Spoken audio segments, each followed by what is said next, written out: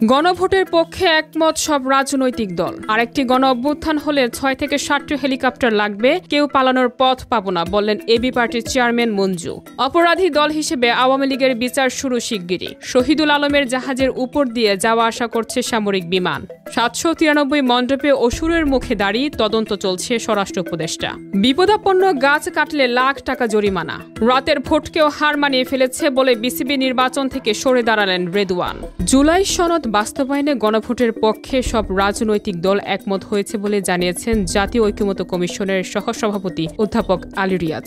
Foreign service একাডেমিতে জুলাই সনদ বাস্তবায়ন পদ্ধতি নিয়ে রাজনৈতিক দলগুলোর সঙ্গে জাতীয় ঐকমত্য কমিশনের 4র্থ দিনের আলোচনা শেষে তিনি সাংবাদিকদের এ কথা জানান। আলী রিয়াজ বলেন, আজকে জুলাই সনদ বাস্তবায়নের বিষয়ে উল্লেখযোগ্য অগ্রগতি হয়েছে। রাজনৈতিক দলগুলোর মধ্যে এক ধরনের ঐক্যমত প্রতিষ্ঠিত হয়েছে। জনগণের সম্মতি অর্জনের জন্য গণভোটের বিষয়ে রাজনৈতিক দলগুলো একমত হয়েছে। তিনি বলেন, দলীয় অবস্থান থেকে সরে এসে রাজনৈতিক দলগুলো একটি জায়গায় আসার জন্য সচেষ্ট হয়েছে।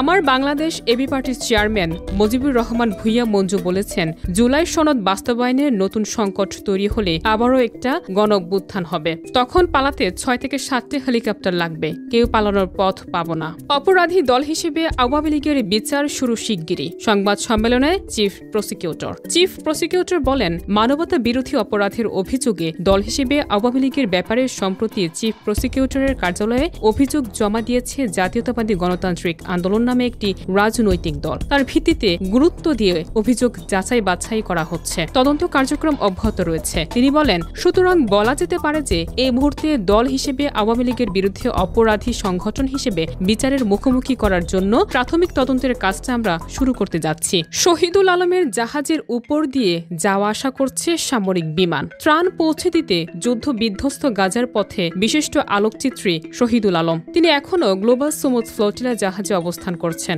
জানিয়েছেন, রোববার উপকূলে পৌঁছানোর কথা থাকলেও আরও দেরি হবে। মাঝে মাঝে সামাজিক যোগাযোগ মাধ্যমে ছবি ভিডিও পোস্ট করে জানাচ্ছেন সেখানকার অবস্থা। এবার শহীদুল আলমের সহযাত্রীরাও দিলেন বার্তা, জানালেন তাদের অভিজ্ঞতা। একজন সহযাত্রী বলেন, আমাদের জাহাজের উপর দিয়ে বেশ কয়েকটি সামরিক বিমান উড়ে যাচ্ছে, যা বেশ অপ্রয়োজনীয়। তারা হয়তো কোনোভাবে আমাদের সম্পর্কে কোনো তথ্য পেয়েছে। আমরা নিশ্চিত নই যে তারা ইসরায়েলি কিনা, তবে আমাদের ধারণা ভয় দেখাতে তারা এমন করছে।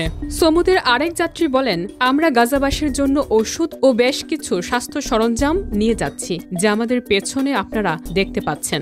দেশের 793টি পূজা মণ্ডপে অসুরের মুখে দাড়ি লাগিয়ে ধর্মীয় সহিংসতা সৃষ্টির পায়তারা করা হয়েছিল বলে জানিয়েছেন স্বরাষ্ট্র উপদেষ্টা। তিনি বলেন, সবচেয়ে যে বড় একটা ঘটনা ঘটেছিল, যে ধর্ষণের অভিযোগ তুলে পার্বত্য চট্টগ্রামকে অশান্ত করা এবং দুর্গাপূজার মণ্ডপে অসুরের মুখে দাড়ি লাগিয়ে সাম্প্রদায়িক সম্প্রীতি নষ্ট করা চক্রান্তের পেছনে ফেসিস্টদের দোসরদের মদত রয়েছে, যা এরই মধ্যে প্রতীয়মান হয়েছে। তিনি বলেন, একটি পার্শ্ববর্তী দেশ দুর্গাপূজার প্রতিমা তৈরির সময় প্রধান উপদেষ্টা ডক্টর মোহাম্মদ ইউনূসকে নিন্দনীয়ভাবে উপস্থাপন নিয়ে যে সংবাদ পাওয়া গেছে এবং অসুরের মুখে দাড়ি দেওয়ার কাজটির মধ্যেও তারই যোগসূত্র দেখা যাচ্ছে। জাহাঙ্গীর আলম বলেন, ফেসিস্ট ও তাদের সহযোগীরা কয়েকটি পূজা মণ্ডপে অসুরের মুখে দাড়ি লাগিয়ে ধর্মীয় বিভেদ ও সাম্প্রদায়িক উস্কানি এবং সহিংসতা সৃষ্টির পায়তারা করেছিল। এই ঘটনায় কিছু ফেসিস্ট বুদ্ধিজীবীরও ইন্ধন ছিল। কতটি মণ্ডপে অসুরের মুখে দাড়ি লাগানো হয়েছে জানতে চাইলে স্বরাষ্ট্র উপদেষ্টা বলেন, 793টি মণ্ডপে এমন করা হয়েছে। সবগুলো দেশের মধ্যে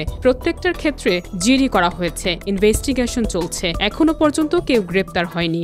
সারা দেশে কোন গাছ কাটা যাবে আর কোন গাছ কাটা যাবে না সেই বিষয়ে বিবেচনায় নিয়ে 3টি শ্রেণী করা হয়েছে। এর মধ্যে বিপদাপন্ন, দুর্লভ ও পরিবেশের জন্য অপরিহার্য গাছ কাটলে সর্বোচ্চ 1 লাখ টাকা জরিমানা গুনতে হবে। দ্বিতীয় শ্রেণীতে থাকা গাছগুলো অনুমতি নিয়ে কাটতে হবে, আর তৃতীয় শ্রেণীর অধীনে থাকা গাছগুলো কাটতে অনুমতির প্রয়োজন হবে না, এমন বিধান রেখে বন ও বৃক্ষ সংরক্ষণ অধ্যাদেশ 2025 এর খসড়া করেছে বন অধিদপ্তর। এরই মধ্যে খসড়াটির বিষয়ে সংশ্লিষ্ট বিভিন্ন পক্ষের মতামত নিচ্ছে বন অধিদপ্তর। এরপর এটি পরিবেশ, বন ও জলবায়ু পরিবর্তন মন্ত্রণালয়ে পাঠানো হবে। শেষে এটি অনুমোদনের জন্য উপদেষ্টা পরিষদের বৈঠকে যাবে বলে জানিয়েছেন বন অধিদপ্তরের কর্মকর্তারা। রাতের ভোটকেও হার মানিয়ে ফেলেছে বলে বিসিবি নির্বাচন থেকে সরে দাঁড়ালেন রেদওয়ান। বিকেলে বিসিবির কার্যালয়ের সামনে নির্বাচন থেকে সরে দাঁড়ানোর সিদ্ধান্তের কথা জানিয়ে আব্দুল্লাহ আল ফুয়াদ সাংবাদিকদের কাছে অভিযোগ করেন, আওয়ামী লীগের সরকারের সময় রাতের ভোটকেও হার মানিয়েছে এবারের বিসিবি নির্বাচন। তিনি বলেন, রাতের ভোট তবুও তো ওরা ব্যালট বাক্স ভরে ধরেছে সেটা আলাদা জিনিস। এরা তো সুকৌশলে এমন কাজ করেছে যেটা ব্যালট বাক্সকেও হার মানিয়ে ফেলেছে। ঢাকা বিভাগ থেকে পরিচালক হওয়ার দৌড়ে তার সঙ্গে ছিলেন বিসিবির বর্তমান সভাপতি আমিনুল ইসলাম ও ক্রিকেট পরিচালনা বিভাগের প্রধান নাজমুল আবেদিন। রেদওয়ান সরে দাঁড়ানোর কারণে আমিনুল ও নাজমুল বিনা প্রতিদ্বন্দ্বিতায় নির্বাচিত হয়ে গেলেন।